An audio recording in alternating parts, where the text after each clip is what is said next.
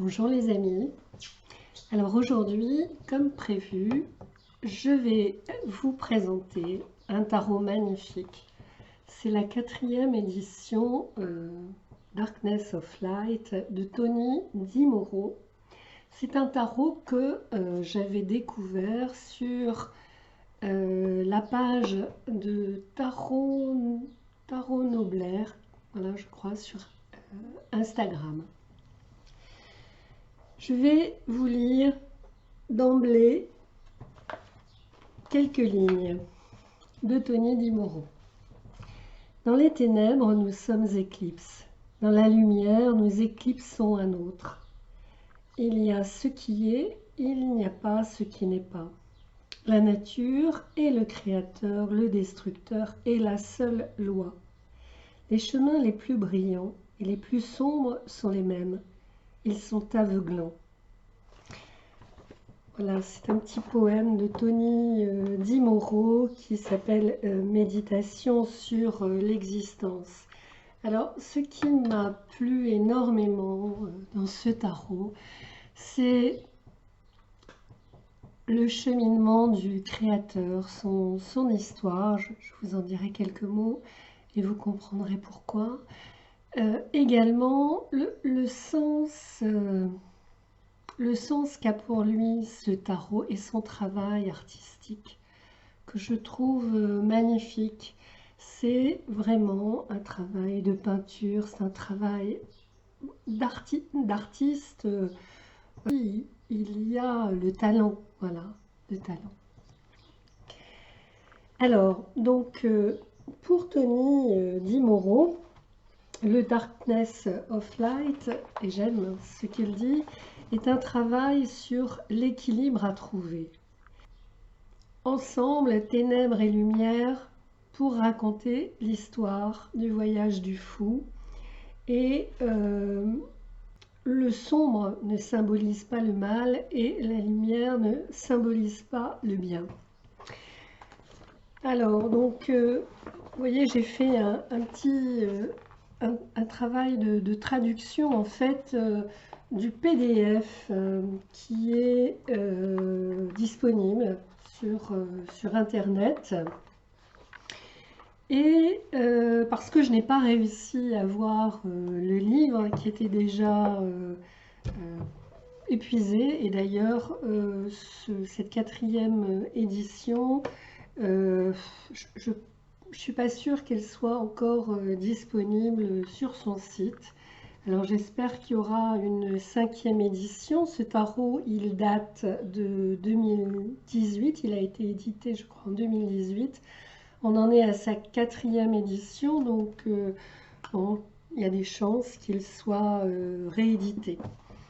Alors, j'ai beaucoup aimé en fait faire ce travail, bien sûr, de traduction comme d'habitude, parce que moi, ça me permet d'intégrer la logique de l'auteur et puis comment dire, son univers. Et ce que j'aime bien dans ce tarot, c'est que son univers, les couleurs sont vraiment le miroir de son état d'esprit, de son histoire, de son cheminement. Donc en fait, Tony DiMoro, c'est je dirais par rapport à moi, un jeune homme, un jeune homme émigré, donc italien, enfant, petit-fils d'émigrés italiens, donc 3e génération, qui donc vit aux États-Unis. Il évoque de manière très pudique son histoire et il nous dit que quand il était petit, vers l'âge de 8 ans, quand il était en primaire, ses parents ont déménagé et l'ont emmené donc à quelques 300 000 à l'ouest de la région de Pittsburgh. Et j'ai appris donc en traduisant ce tarot que la région de Pittsburgh, c'est l'une des villes les plus nuageuses des États-Unis, derrière Seattle, Portland et Buffalo. Donc il y pleut 203 jours par an. C'est énorme. Et cette vie nuageuse, cette couverture nuageuse a fait partie de son histoire. Et c'est quelque chose qu'on va retrouver dans ce tarot. Et en fait, il y a vécu en fait dans une ville pauvre, grise, et il nous dit que finalement, quelque part, sa trajectoire était tracée. Il était né pour être un col bleu. Et en fait, il fait partie de ces êtres humains qui portent une différence et qui ont dit non. Non. Et qui sentait, il disait qu'il sentait en lui son identité d'artiste. Et moi, je trouve ça fabuleux. Et en fait, cette perception qu'il avait de son identité était assez claire. Et je dirais que c'est vraiment quelque chose qui me laisse en admiration parce que, d'autant chez un enfant d'immigré, parce que quand on est enfant d'immigré, et bien sûr, vous l'aurez compris, moi je le suis également, il y a un déracinement, il y a une notion de déracinement qui est très importante. Et selon une difficulté au niveau de l'identité. Et tout ce qui tourne autour de l'identité et les perceptions qu'on a de soi. Et moi, je suis admirative devant ces choix de vie. C'est quelqu'un qui, à un moment donné, a dit non, moi je m'en vais, je vais dans une grande ville. Il avait hâte de se nourrir de culture dans ce milieu où rien ne... où il y avait apparemment peu de nourriture dans ce sens. Et lui était attiré par ça. Il est parti sur New York et il a commencé à vivre en tant qu'artiste. Il nous dit aussi que donc son grand-père était italien. Il a gagné, entre guillemets, le droit d'être américain en se battant dans la guerre de Corée. Et en fait, les titres italiens dans ce jeu sont un hommage à son grand-père et également, bien sûr, ont un lien avec l'histoire et l'histoire du tarot. Donc, je trouve qu'il y a déjà, si vous voulez, pour moi, un aller-retour, une expression créative de son histoire. Et encore une fois, ce trajet et cette enfance dans ces villes nuageuses, eh bien, forcément, elles font vachement écho chez moi, puisque moi j'ai grandi dans une ville du nord de la France, dans les mines, et mes parents donc, étaient des émigrés polonais. Moi, je suis émigrée deuxième génération. Et bien sûr, je fais la comparaison avec ma propre histoire. Et je reste en admiration devant lui. Parce que moi, je suis restée à cette place de l'entre-deux. C'est-à-dire cette place où l'on n'appartient plus, mais où on a le sentiment de ne pas véritablement appartenir à un autre milieu, une autre classe, voilà, une autre terre, une autre histoire. Donc, Voilà, sans tarder, je vous propose donc de vous montrer ce tarot euh, en vous précisant que il s'est inspiré de peintres, donc du travail des pré-raphaélistes. Euh, il s'est inspiré également, donc les pré-raphaélistes, donc le pré-raphaélisme, c'est un mouvement artistique qui est né en Angleterre, euh, donc vers 1800, 1850 par là. C'est un mouvement qui tient la peinture des maîtres italiens du XVe siècle, prédécesseurs de Raphaël, comme le modèle à imiter. Pour eux, la société avait perdu tout sens moral depuis la révolution industrielle et ils voulaient retrouver la pureté artistique des peintres italiens précédents Raphaël. Donc il y a cette influence, il y a aussi l'influence de Charles Mangin, qui est un peintre et sculpteur connu principalement pour sa peinture Sappho, donc je vous la montrerai. Et justement, dans la traduction que j'ai faite, j'ai mis la peinture de Sappho en dessous de la Reine des Lames, puisqu'il s'agit de la Reine des Lames. Donc il a repris une peinture de Charles Mangin qu'il a transformée. Il a également été influencé par le symboliste et graphiste belge Szilard Léon, pardon, donc, qui a vécu de 1881 à 1946 et qui est un grand mélancolique.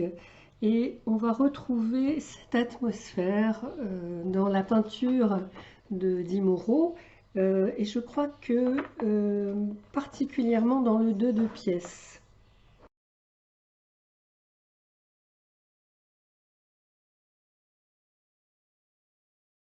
Voilà, donc on retrouve le phare, je ne sais pas si vous le voyez bien, mais on retrouve le phare dans le 2 de pièces, on retrouve le même phare que dans la peinture de Spilart. Et donc pour lui, en fait, ces références et l'expression de ces références, elle est importante parce que ça fait partie du voyage du fou que de faire le lien entre le passé et le présent. Enfin, du moins, c'est comme ça que je l'ai compris. Voilà. Alors, vous dire aussi que c'est un tarot de type Rider-Waite. Donc, pour moi, c'était plus lisible sans référence aux vidéos passées, à la vidéo passée, bah, oui, comme ça. Et puis, il y a aussi une référence au Thoth que je ne connais absolument pas, notamment avec la dernière carte, donc le dernier arcane majeur, l'univers. Donc, il a nommé l'univers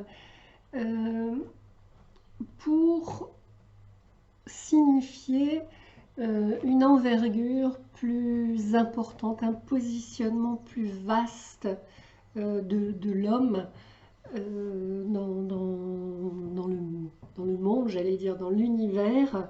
Voilà, quelque chose de moins homo-centré. Je ne sais pas comment on peut dire ça. Voilà. Donc il y a cet aspect-là également. Alors, cette jolie, en fait, ce joli dos où l'on voit deux chiens, voilà, et de l'autre côté. Pour lui, c'est une référence d'une part à la symétrie qui existe dans la nature, mais aussi à ce travail infini, en fait. Euh, et aussi à cette référence sur la dualité, parce que c'est aussi bien sûr un tarot sur la dualité, avec cet équilibre à trouver comme il nous l'indiquait. Voilà, donc je vais vous montrer sans tarder les cartes. Et puis, je ferai référence à quelques notes de l'artiste qui nous permettent aussi de mieux comprendre son travail. Alors, vous dire quand même que c'est un tarot qu'il rattache à la roue de l'année. Donc, cette jolie roue, avec Yule, sa main, Yule, Imbolc, Ostara, etc. Et donc, les arcanes mineures sont rattachées à une saison et donc rattachées à une couleur qu'on peut identifier donc très facilement. En opposition, je dirais, aux majeurs qui sont retranscrits dans une couleur neutre, voilà, qu'on aperçoit aussi bien évidemment très très bien. Donc en fait, le défilé entre guillemets des mineurs commencera par les épées qui représentent donc l'hiver, décembre, janvier, février. Ensuite les baguettes, mars, avril, mai, le printemps. Les coupes, donc juin, juillet, août. Et puis les pièces, la récolte, septembre, octobre, novembre. Voilà. Donc je crois que je vous ai dit l'essentiel et je vais maintenant faire un gros plan. Ce sera plus facile pour moi parce que j'ai quand même beaucoup de difficultés à centrer les cartes. Merci de votre patience. Alors me revoici. Donc on commence donc avec le mât, donc titré en italien. Et d'emblée, ce que j'adore dans ce tarot, c'est la morphologie des personnages. On voit ici que ce mât, c'est un marcheur. Alors, et on voit aussi, selon moi, c'est une appréciation tout à fait personnelle qui n'engage que moi, on voit que c'est un tarot fait par un homme. Il y a dans les morphologies quelque chose, voilà, d'une sensibilité masculine.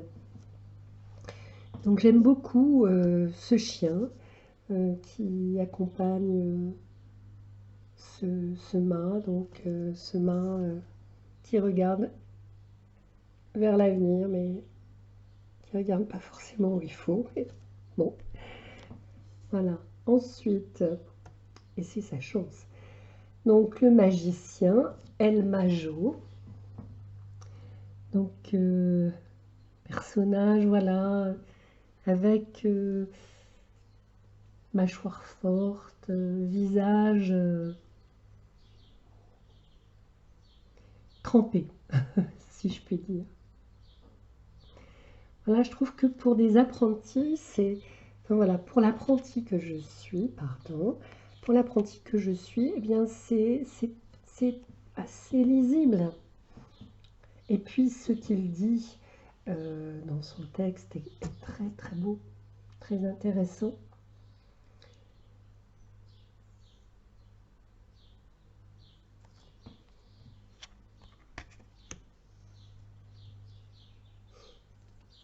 L'impératrice.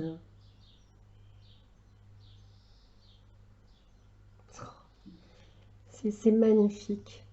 Avec ce travail d'ombre et de lumière. La croix donc pour le sceptre de l'empereur.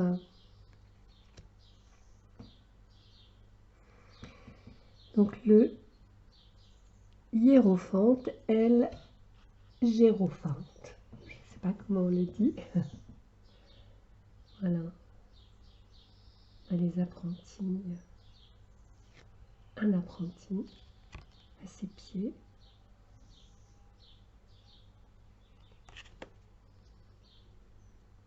Oh, qu'est-ce que c'est beau! Moi, ça me laisse sans voix, et au propre comme au figuré, parce qu'aujourd'hui, je n'ai pas de voix.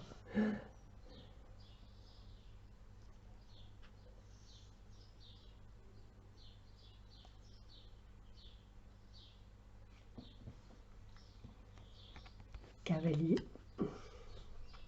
Donc, la force en 8.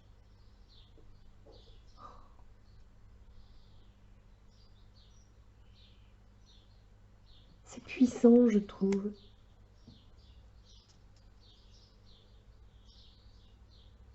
Et je trouve qu'il y a une égalité, enfin une uniformité, une égalité aussi, une stabilité, je dirais, de puissance, en fait, dans l'ensemble des cartes. La roue de la fortune, avec les yeux bandés. Et puis, étoiles, les étoiles.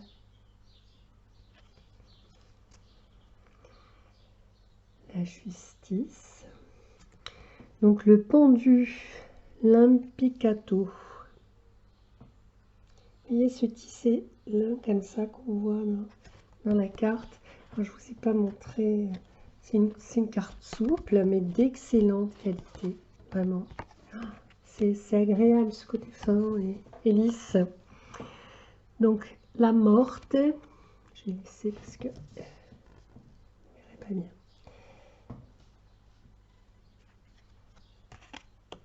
Tempérance, temperanza, magnifique tempérance. Donc El Diavolo, le 15, donc le diable, la tour. Qu'est-ce qu'elle est belle aussi cette tour. L'étoile.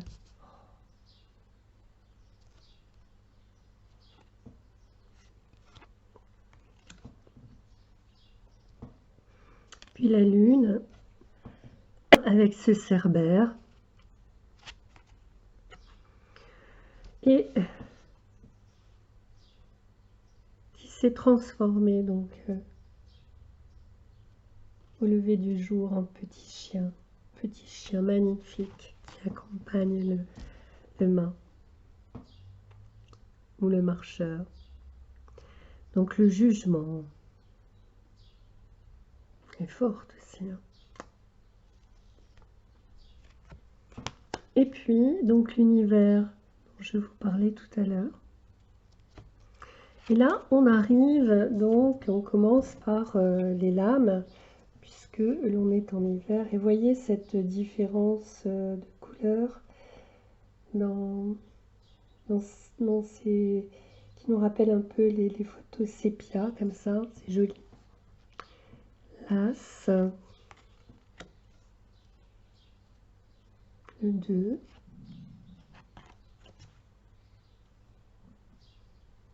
3. Alors je crois que dans le 4, il avait une interprétation des 4 de l'âme qui était un petit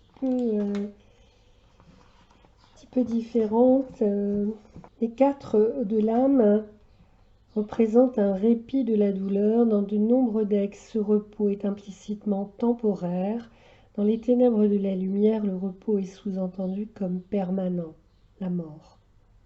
Il pourrait également être considéré comme signifiant la paix, soit grâce à la mort personnelle ou à la mort d'un autre. Dans les deux cas, un fardeau a été levé et la douleur a été atténuée de façon permanente ou temporaire. Donc voilà, avec des mots-clés en dessous.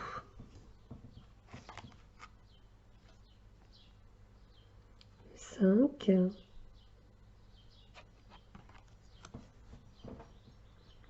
Le 6. J'aime bien moi le 6 de l'âme. Le 7. Et c'est vrai que voilà, il y a une dimension très contemporaine, je trouve, dans cette manière, dans ces personnages aussi.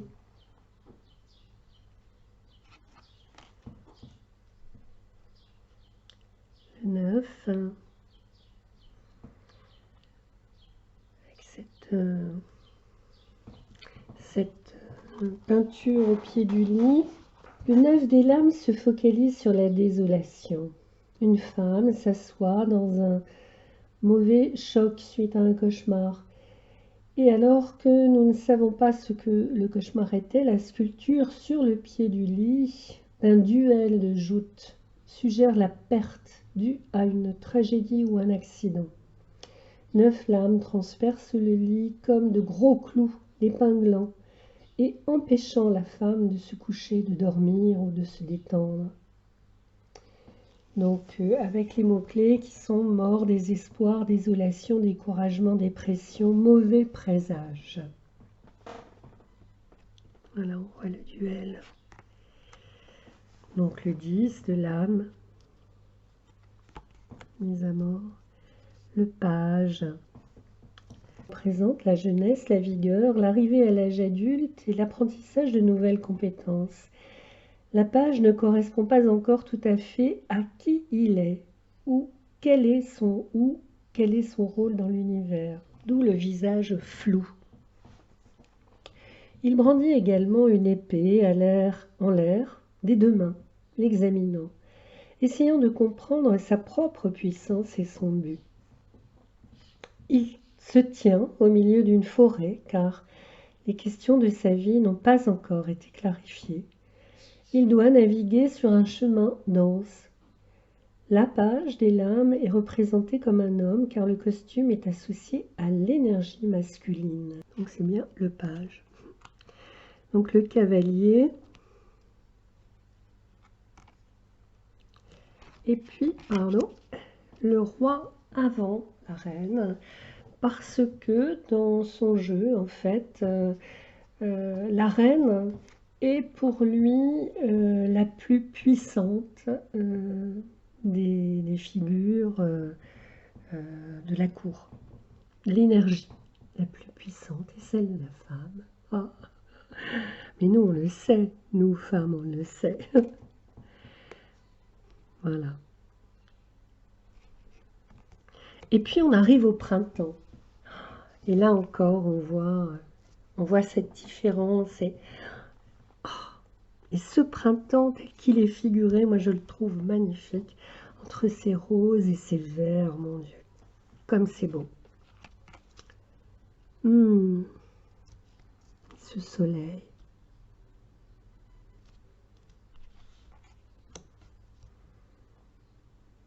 Le 3 de baguette représente un homme debout sur la plage regardant l'océan, avec une branche attachée à son dos et deux autres poussant du sol.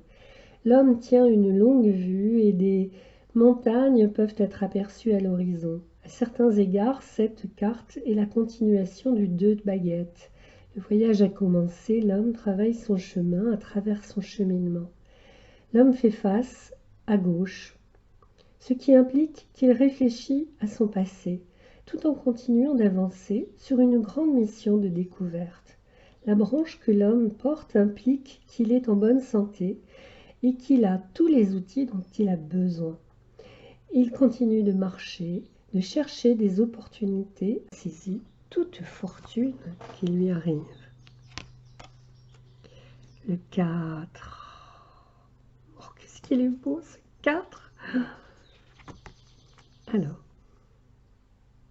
le 5. La spontanéité, la genèse, la création, les branches sont disposées dans un pentagramme pour symboliser les éléments de la nature. L'air, l'eau, le feu, la terre et notre esprit. Le 6. Là, on voit la face du cavalier. Le 7.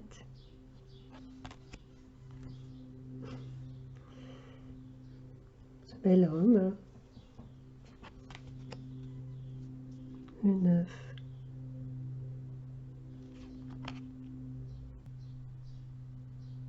C'est une jolie représentation des hommes, je trouve. Le page, cavalier. J'ai pas bien mis les reines. Le roi.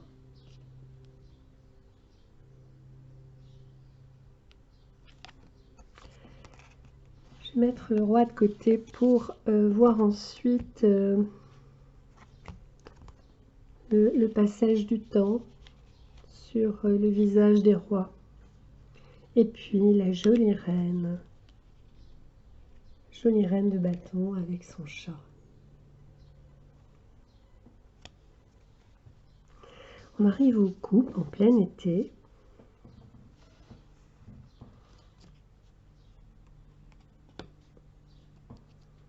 Symbole du caducée représentant le bâton d'Hermès. Cette carte parle de passion, de romance et se concentre sur le lien éternel, l'union, le partage, les ressources et le fait de devenir un. Le 3, très belle.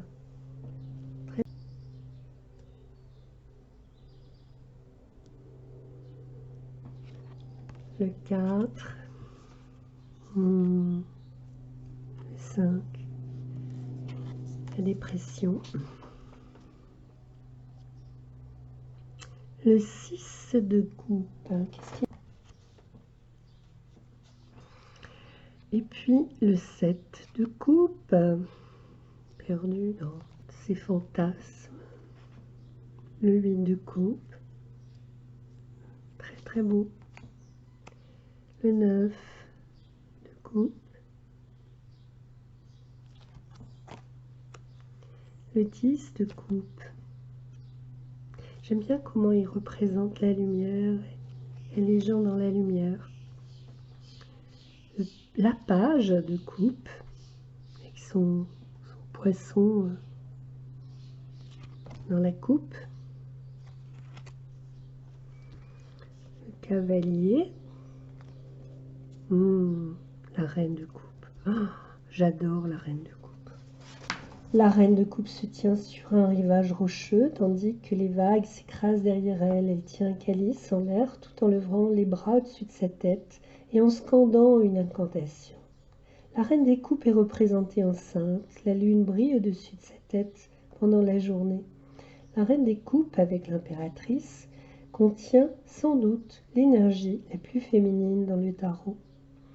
De plus, la lune au-dessus est traditionnellement associée à l'énergie féminine. Le fait qu'elle soit visible pendant la journée témoigne de son pouvoir et de sa grâce imparable. Les vagues qui s'écrasent derrière elle symbolisent bien sûr l'inconscient.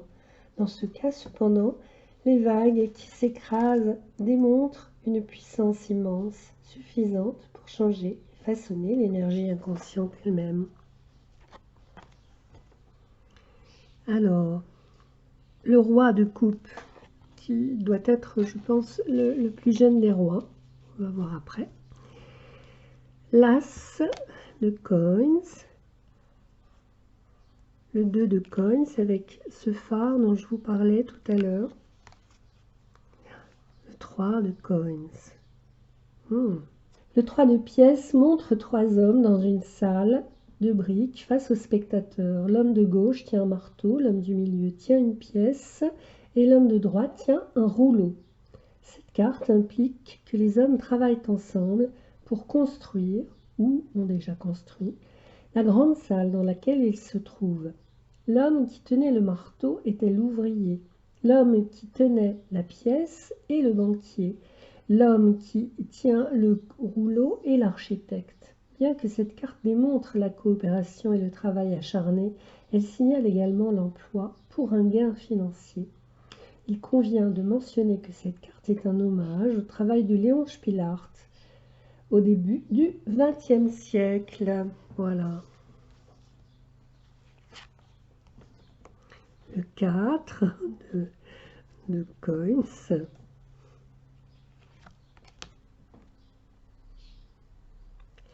Et le 5 de cogne avec le petit chien qui a froid et qui rentre. La carte du dénuement.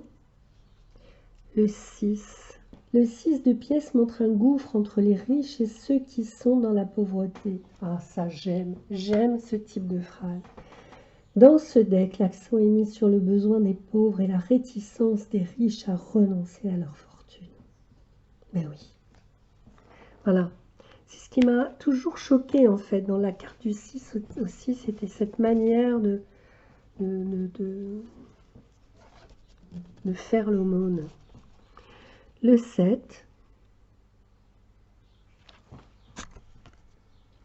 Le 8. Oh, elle est belle aussi. Enfin, toutes les cartes sont magnifiques. Alors, non. Le 9 de coupe avec l'oiseau qui signifie l'intelligence, le petit chien.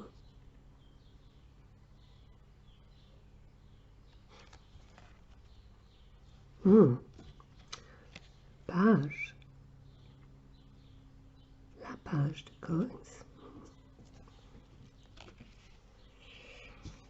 Le cavalier. Le roi. Là, c'est un vieux roi. Et puis, la reine. Elle est jolie, cette reine de coins, parce que on a des éléments de nature et pas des choses, des biens matériels, en fait. Elle est riche d'une autre richesse. Moi, ça me plaît.